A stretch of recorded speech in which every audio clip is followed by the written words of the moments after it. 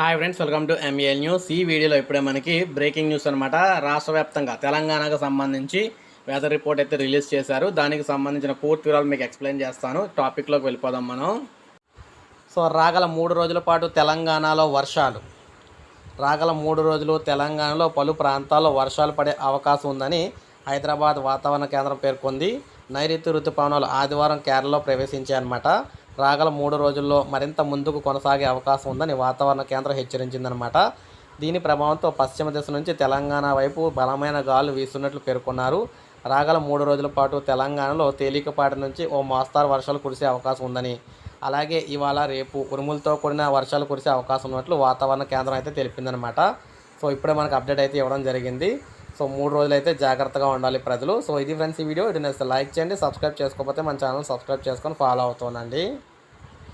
Latest updates అంటే మనం ముఖ్యంగా చూసుకున్నట్లయితే ఎక్కువగా నైరుతి ఋతుపవనాలు వచ్చిన వెంటనే తెలంగాణలోకి వస్తాయన్నమాట. ఎందుకంటే ఇంకా కేరళని దాటితే అక్కడ నుంచి మనకి ఇక్కడ డైరెక్ట్గా ఇక్కడ ఎందుకంటే బోర్డర్ కర్ణాటక ఈ ఏరియాని దాటి తెలంగాణలోకి వస్తాయి కాబట్టి గాలు ఎక్కువగా ఇక్కడికి వచ్చి ఆగుతాయి అన్నమాట.